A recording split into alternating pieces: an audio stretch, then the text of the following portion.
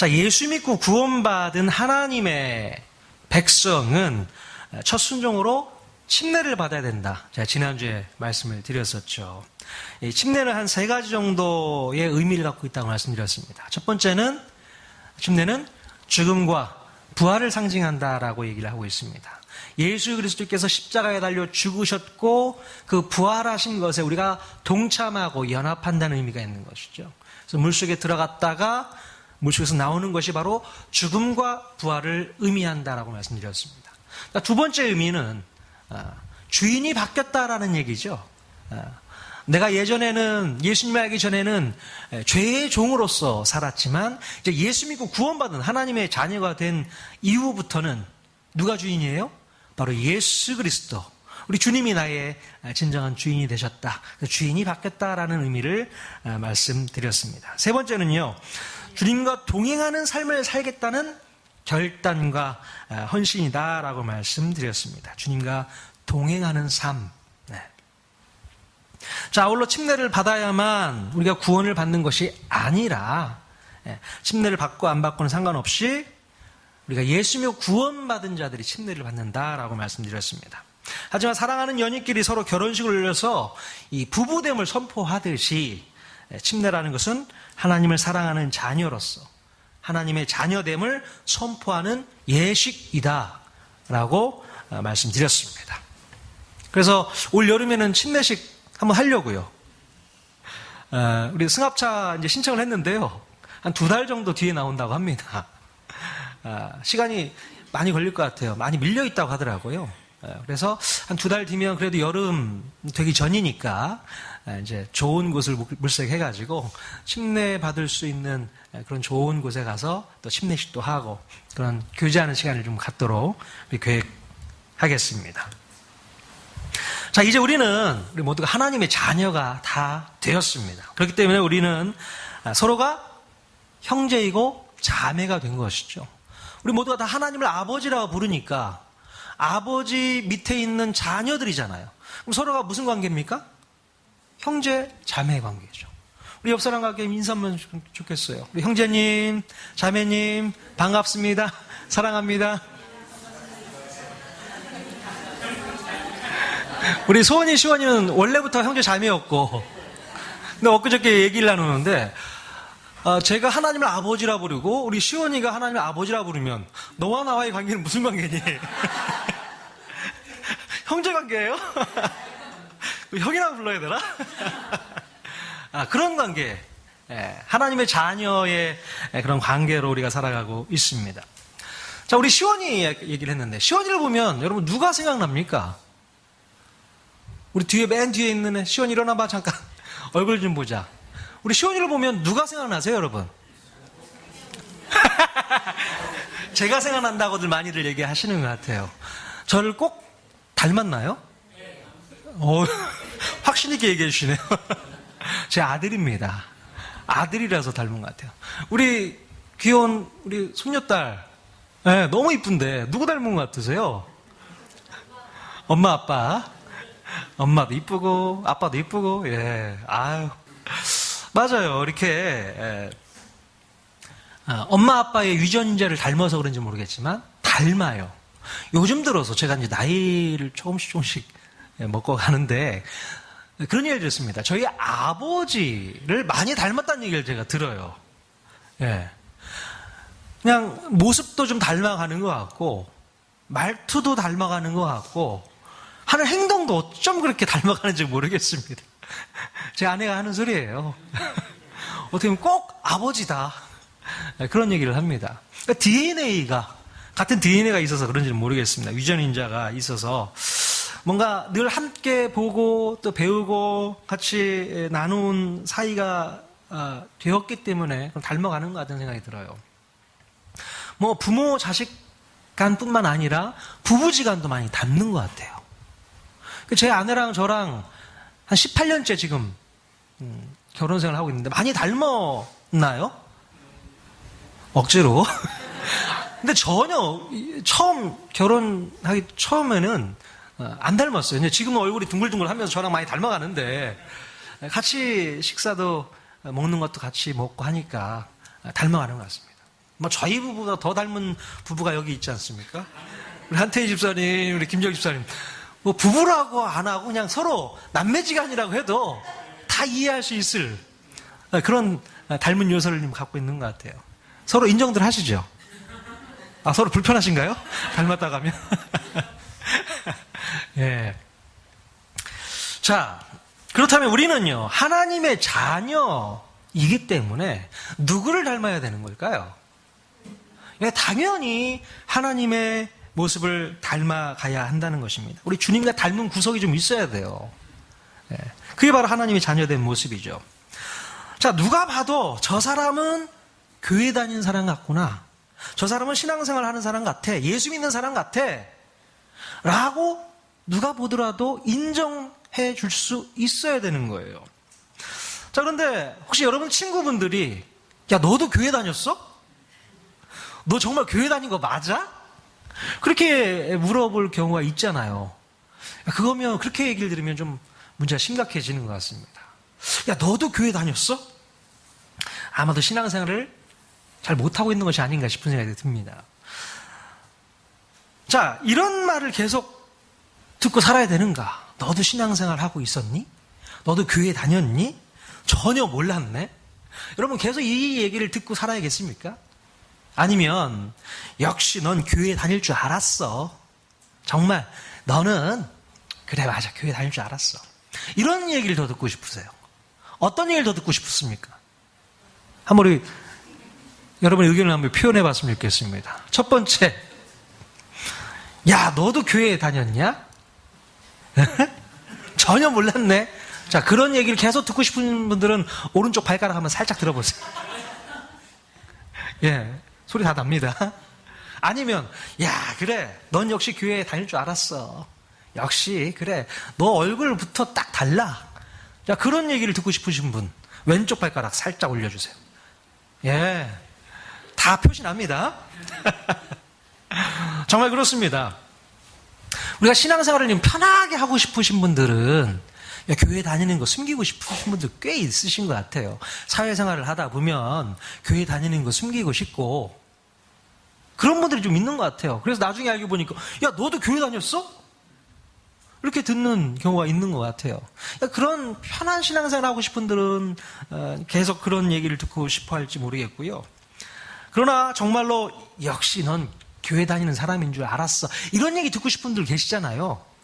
이런 얘기를 듣고 싶은데 남들이 그렇게 얘기를 안 해주시잖아요. 그러면 오늘부터 여러분 저와 함께 클리닉 들어가셔야 되는 겁니다. 얼굴 분위기부터 달라져야 되는 거예요. 여러분의 얼굴이 바로 먼저 그 분위기를 좌우하는 거 아시죠? 그래서 딱 여러분 예배 드리고 나가시면 얼굴 표정부터 달라져야 됩니다. 한번 우리가 연습 먼저 할까요? 자, 웃음 연습. 자, 윗니가 한 8개 정도 보여야 됩니다. 한번 보여주세요. 윗니 8개. 예, 억지로라도. 자, 윗니 8개를 보여주시는 삶을 살면 교회 안 다녀도 교회 다니는 것처럼 보여집니다. 그 사람이 평상시에 이 밝은 모습을 보여주는 게 필요하다고 생각되어지거든요.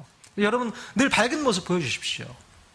그냥 억지로 밝으라는 얘기가 아니고 내 안에 밝은 구석이 있으니까. 그게 바로 예수 그리스도의 복음 아니겠습니까? 그 복음만 갖고 있으면 우리 얼굴에서 빛이 날 수 있다라는 것입니다. 자, 오늘 읽은 본문 말씀, 사도 바울이 오늘 저와 여러분에게 하실 말씀 같이 한번 읽어봤으면 좋겠습니다. 자, 16절 말씀 같이 한번 읽겠습니다. 시작. 하나님의 성령이 너희 안에 그러신 것을 알지 못하느냐. 아멘. 네. 바로 성령이 우리 안에 들어와 계시면 당연히 주님을 닮은 부분이 있을 것이고, 반면에 성령이 우리 안에 들어와 계시지 않으면 당연히 닮은 부분이 없을 수밖에 없다라는 사실을 알면서 이 말씀 우리가 봐야 되는 거죠. 너희가 하나님의 성전인 것과 하나님의 성령이 너희 안에 거하시는 것을 왜 알지 못하느냐. 예수 믿고 구원받은 하나님의 백성들은 이 마음을 가지고 살아가야 될 줄로 믿습니다. 우리가 하나님의 성전. 그래서 오늘 말씀의 제목이 너희가 하나님의 성전이라고 말씀드렸습니다. 너희가 하나님의 성전인 것과 하나님의 성령이 너희 안에 계시는 것을 알지 못하느냐. 자, 우리 안에 성령님 계시면 그때부터 우리는 주님을 닮은 그런 부분이 생겨나게 됩니다. 믿으십니까? 그냥 주님을 닮아갈 수가 없어요. 아까 연습을 살짝 해봤지만 세상 사람들은 안 웃고 사나요? 다 웃고 살죠. 얼굴 밝은 모습 살 수 있습니다. 예수 안 믿어도 돼요. 하지만 단순히 겉모습으로만 우리의 모습을 또 우리의 내면을 보여줄 수가 없는 것이죠. 내 안에 누가 계셔야 된다고요? 성령님이 거하시면 이제 우리가 주님을 닮을 수밖에 없다는 것입니다. 여러분, 마음 가운데 예수님, 예수 그리스도의 영, 성령님이 여러분 마음 가운데 들어와 계십니까?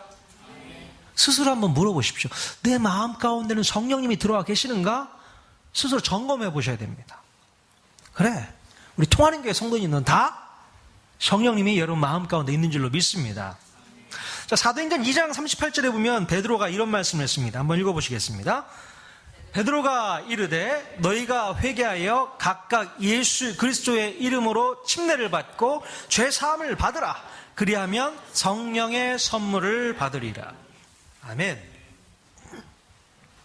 자, 우리가 회개하고 예수님의 이름으로 침례를 받으면 무슨 선물을 받는다고요? 성령의 선물. 성령을 선물로 받는다. 베드로 사도가 강력하게 얘기를 하고 있습니다. 자, 예수 그리스도의 영이신 성령님께서 내 안에 들어와 주신다라고 얘기하고 있는 것이죠. 함께 거해 주신다. 어려운 말로 내주라고 합니다. 성령의 내주하심이 그때부터 있게 됩니다. 자, 우리 모두가 성령을 선물로 받은 하나님의 자녀들인 줄로 믿습니다. 아멘. 성령은 우리에게 주신 선물입니다. 선물을 거절할 이유가 있으신가요? 성령을 주신다는데 거절할 이유가 있으세요? 저는 무조건 선물이면 다 받겠습니다. 성령 주신다는데 받아야죠. 예. 예수 믿고 하나님의 자녀가 된 우리 백성들은요, 성령을 선물로 받았다는 것이죠. 그냥 받는 게 아니고 먼저 회개하고 예수 그리스도의 이름으로 침례를 받고 죄 사함을 받게 되면 성령을 선물로 받게 된다 말씀하고 있습니다. 자, 그래서 사도 바울은요, 오늘 본문에서 우리의 몸을 뭐라고 표현했습니까? 하나님의 성전.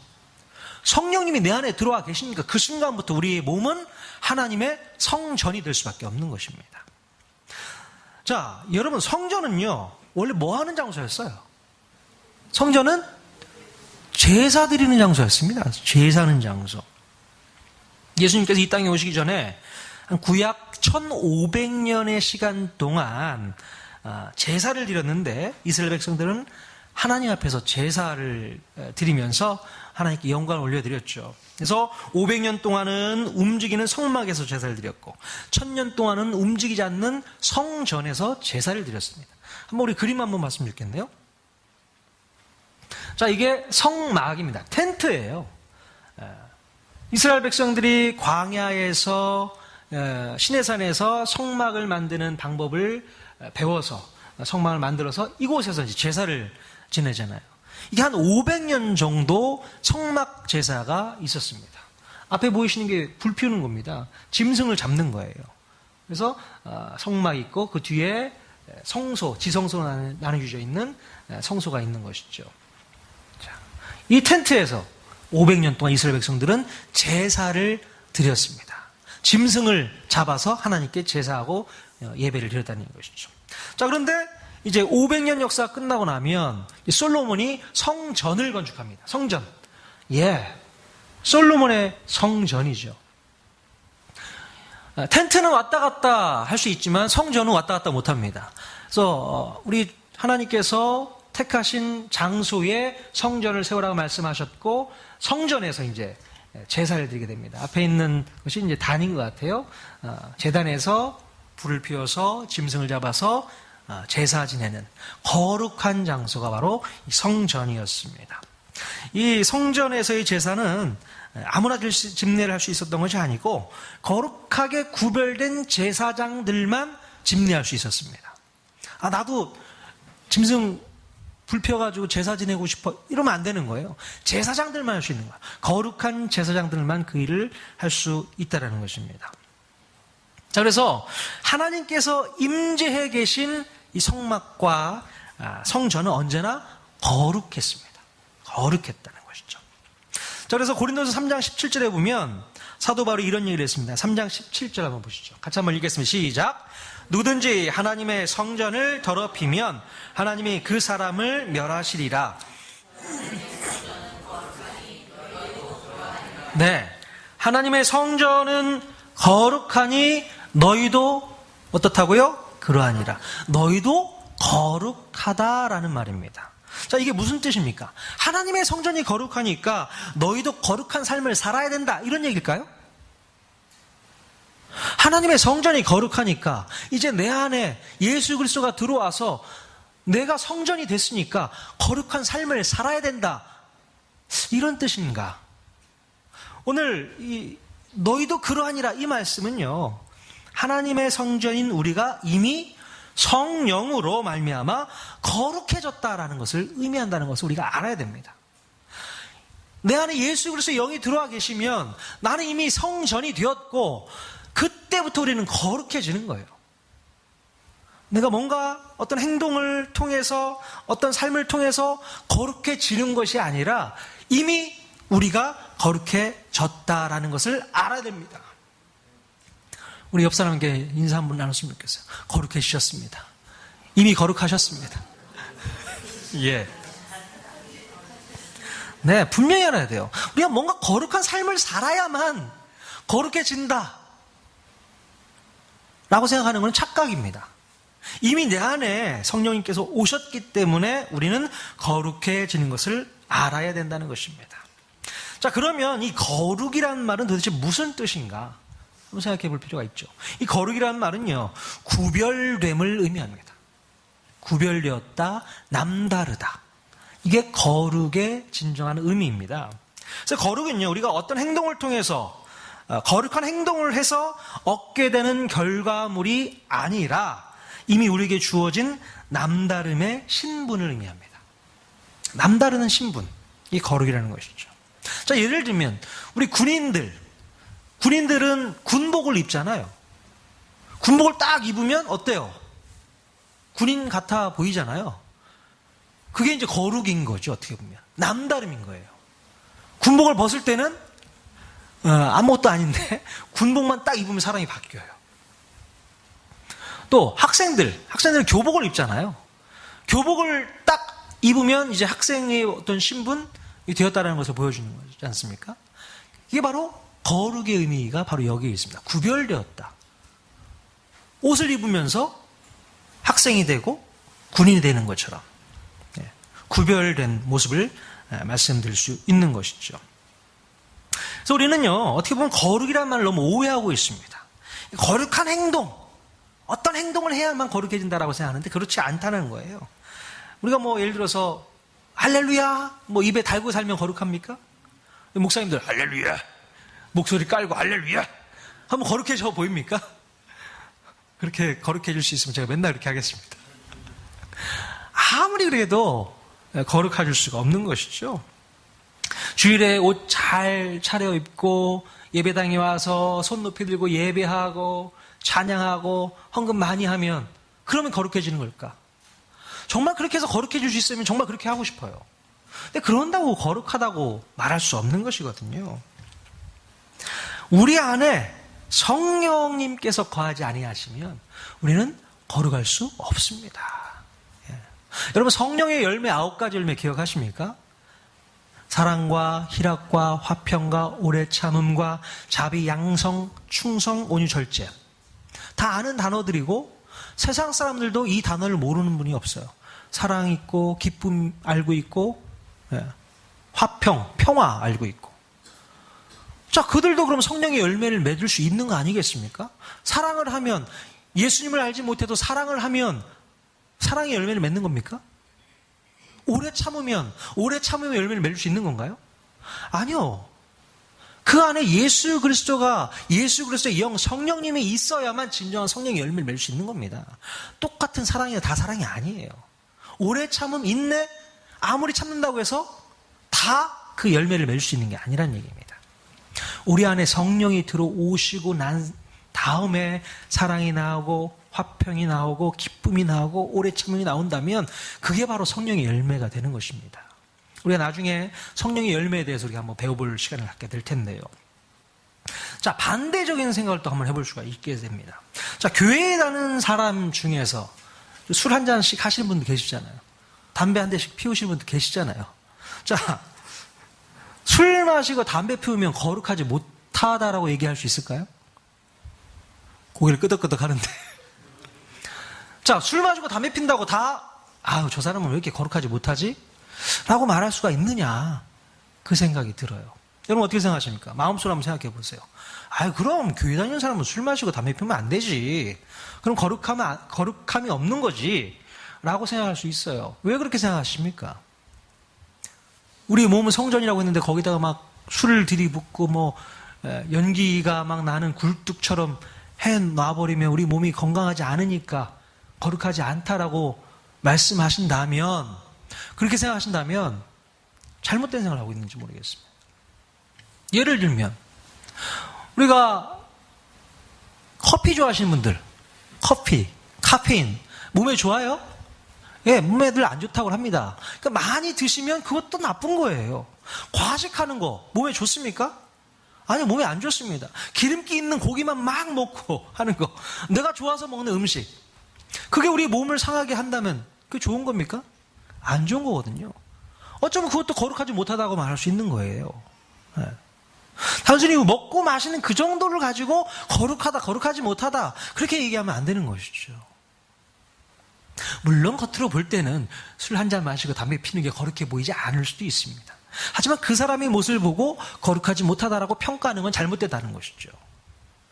중요한 것은 내 안에, 그 사람 안에 성령님이 계시느냐, 그걸 먼저 판단을 해 주셔야 된다는 것입니다. 알 수 없죠. 그 안에 성령이 있는지 없는지는 모르겠지만 성령님이 계신 사람이라면 이제 뭔가 남다른 삶을 살기 때문에 거룩하다라고 말할 수 있는 것입니다. 그럼 믿으십니까? 예, 우리가 오해하고 착각해서는 안 된다는 것입니다. 자, 내 안에 성령님이 계시면 이제 그때부터 거룩이 시작되는 겁니다. 자, 로마서 13장 14절 말씀 같이 한번 또 읽어보겠습니다. 시작. 오직 주 예수 그리스도로 옷 입고 정욕을 위하여 욕심의 일을 도모하지 말라. 자, 무슨 옷을 입으라고요? 예수 그리스도의 옷을 입으랍니다. 우리 학생들 교복 입듯이, 군인들 군복 입듯이, 우리 예수님의 자녀들은 뭘 입어요? 예수 그리스도로 옷을 입어라, 이렇게 하고 있어요.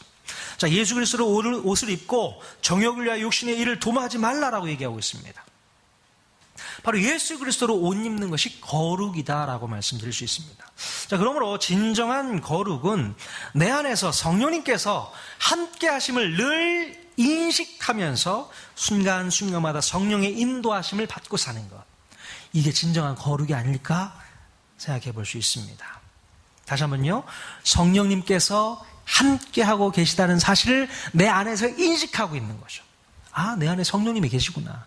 자, 그렇기 때문에 매 순간마다 성령님의 인도하심을 받고 사는 것, 그 하나님의 그 영, 성령님을 경험하면서 살아가는 것, 이것이 바로 거룩이라고 얘기할 수 있다는 것입니다. 자, 여러분들은 성령님의 음성을 잘 들으십니까? 성령님이 내 안에 들어와 계십니까? 성령님이 나에게 하시는 말씀 잘 듣고 계세요?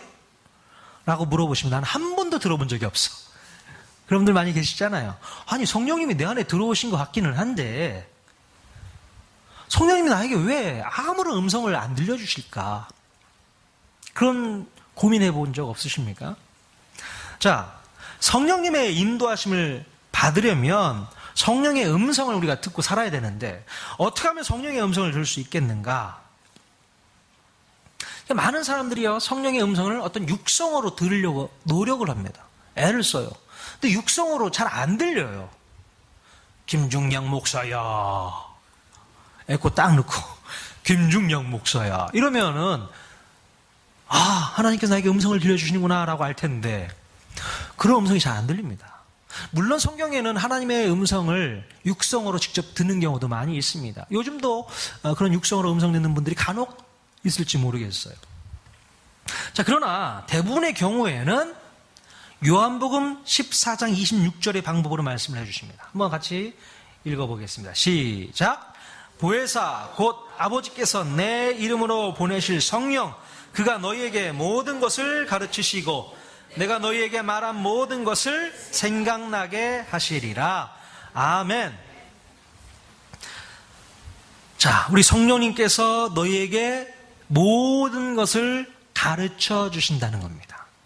내가 어떤 것을 선택하고 어떤 것을 결정할 때에 누가 가르쳐 주신다고요? 성령님이 가르쳐 주신대요. 내가 내 임의로, 내 생각대로, 내 계획대로 하는 것이 아니라 성령님이 그때그때 해야 될 일들을 가르쳐 주신다고 말씀하고 있습니다. 그리고 내가 너희에게 말한 모든 것을 어떻게 한다고요? 생각나게 하리라. 생각나게 하리라. 누가요? 성령님이 생각나게 하신다고 말씀하고 있습니다. 자, 우리 안에서 내주하고 계신 성령님께서는요, 우리의 생각을 통해서 말씀해 주신다는 거예요. 생각을 통해서 가르쳐 주신다고 말씀하고 있습니다. 자, 성령님께서 우리 마음 가운데 오셨는데 굳이 육성으로 들려줄 필요가 있겠습니까? 내 안에 계신, 우리 마음에 계신 우리 성령님께서 우리 마음에 말씀하시면 되는 거 아니겠어요? 바로 그 말씀하시는 통로가 우리의 생각을 통해서 성령님이 말씀해 주시고 있다는 것입니다. 그러니까 어떤 생각이 우리에게 떠올랐다. 이것이 바로 주님이 나에게 주시는 생각인가? 주님이 주신 나에게 주신 말씀인가? 이렇게 인지하시면 된다는 것입니다. 그러니까 우리가 일상 가운데서 쉽게 지나쳤던 어떤 생각이라든가 내 내면의 소리가 있다면 그것이 바로 하나님의 음성이라는 생각을 한번 해보면 돼요. 하나님의 음성입니다. 제가요, 몇 년 전에 TV 프로를 한번 보면서 차인표가 나와서 그 아이들을 후원하는 그 프로그램이 있잖아요. 컴패션 얘기를 하더라고요. 그 얘기를 딱 들었는데 그 얘기를 처음 듣는 건 아니었지만 하필 그 순간 제 마음 가운데 막 감동이 오는 거예요. 그래, 나도 한번 동참하고 싶다. 그런 마음이 싹 들어요. TV 끄고 나니까 갑자기 그 마음이 생겨요? 무슨 생겨요? 에이, 좀 비싸다. 그런 마음이 들어서 덮어놨다면 이거는 하나님이 마음 가운데 들려주신 음성을 거절하는 느낌일 수 있다는 거죠. 제가 그 말에 순종을 했습니다. 그 생각에 순종을 했어요. 해야겠다. 하는 게 필요하겠구나. 이런 생각이 들었습니다. 여러분, 우리가 살다 보면은 가끔 그때 그거 했어야 되는데 못했던 그런 후회하는 그때가 있지 않았습니까, 여러분? 저는 그런 후회를 여러 번 경험했어요. 그러니까 성령님의 음성으로 들었어야 되는데 그 음성을 그냥 무시한 경향이 된 것 같아요. 예전에도 한번 그랬습니다. 어떤 형제가 대학부 사역할 때였는데 어떤 형제가 몸이 많이 안 좋았어요. 장애인이었는데. 근데 한 자매가 목사님, 그때는 전도사였나? 전도사님, 우리 그 형제 한번 찾아가서 신방했으면 좋겠습니다. 그런 얘기를 하는 거예요. 그래, 한번 가자 하고 진행을 안 했어요. 시간이 한참 흘렀습니다. 근데 나중에 좋지 못한 소식이 들어왔어요. 그 형제가 천국 갔다는 얘기를 나중에 듣게 되었습니다. 그 자매의 목소리를 하나님의 음성으로 들었어야 되는데, 바로 그때 갔어야 되는데, 가서 얼굴 보고 위로하고 격려하고 축복하고 기도했어야 되는데 그 일을 못한 거죠. 너무 후회가 되는 거예요. 아니, 왜 그 얘기를 내 마음 가운데 듣고 그냥 지나쳐 버렸을까? 그런 경우도 있잖아요. 차 타고 가다가 옆에 한 분이 계셔서 저분에게 전도하고 싶다. 그런 경험 있으시잖아요. 아예 그런 마음도 안 들면 뭐 할 수 없고, 전도하고 싶다 이런 마음이 들면 무조건 전도하셔야 됩니다. 그때 성령님이 주시는 음성이었거든요. 오늘 갑자기 이제 집에 가시면서 버스 타고 할 때 이제 그런 생각도 들지 모르겠네요. 전도하고 싶은 마음이 들면 주님께서 주신 마음이에요. 생각으로 주신 마음이면 그 마음을 깨닫고 순종하는 게 필요하다는 겁니다. 근데 우리는 순종 안 하려고 하잖아요. 에이, 아닐 거야. 이거 내 생각일 거야. 그렇게 치부해버리면 안 된다는 겁니다. 하나님께서는 언제든지 우리의 생각으로 말씀하시고 가르치신다는 것을 꼭 기억하실 수 있기를 바랍니다. 네. 자, 그런데 간혹 이런 고민에 좀 빠질 때가 있어요. 그러니까 내 안에서 자꾸 드는 생각이 성령님이 주시는 생각일까? 아니면 내가 만들어낸 생각일까? 이런 고민도 되잖아요. 하나님께서 주신다는 이 생각이 과연 하나님이 주신 생각이냐? 아니면 내가 만들어낸 생각이냐? 그런 고민 안 해보셨습니까?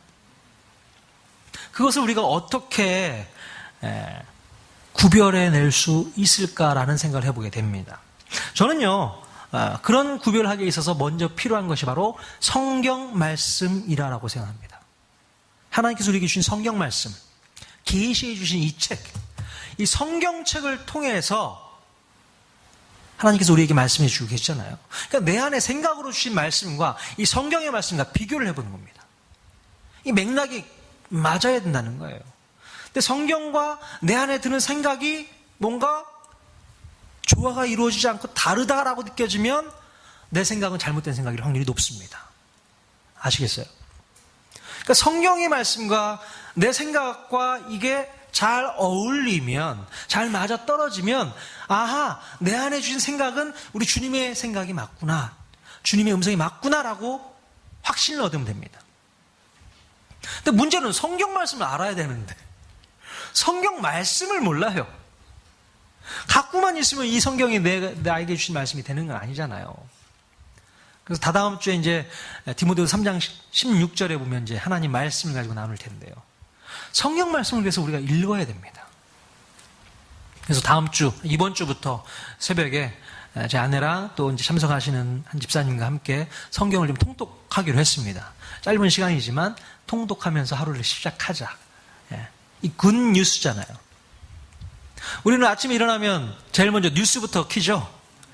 저도 아침에 일어나면 24번 채널 켜놓고 어떻게 하루가 지나갔나 이렇게 이제 보고 하는데, 뉴스보다 이 굿뉴스, 성경을 먼저 펴드는 훈련이 우리에게 필요할 줄로 믿습니다.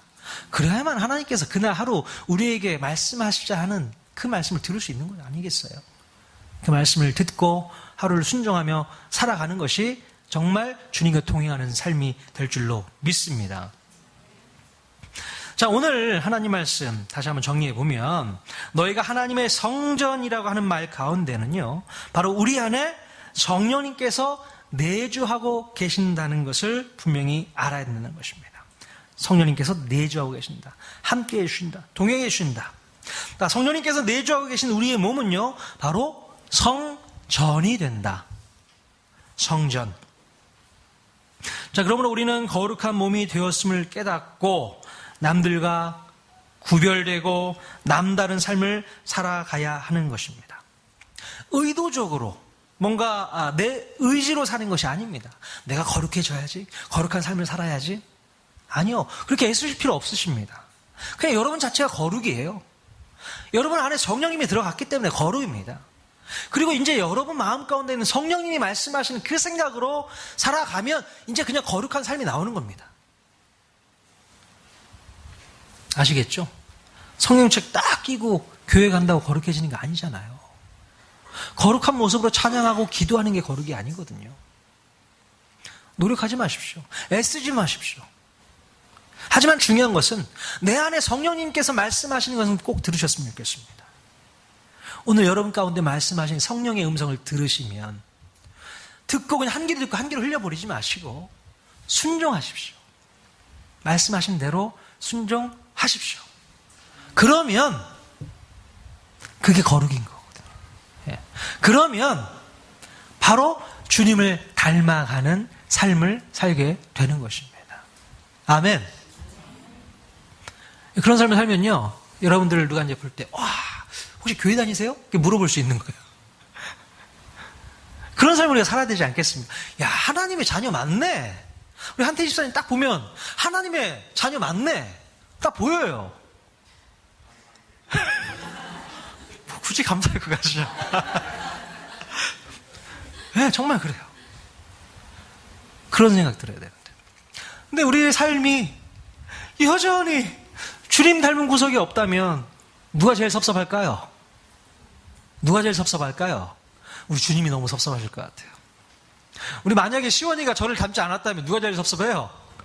아빠는 제가 섭섭할 것 같아요. 너네도 쟤 어디서 나왔길래 아빠를 닮은 구석이 없어.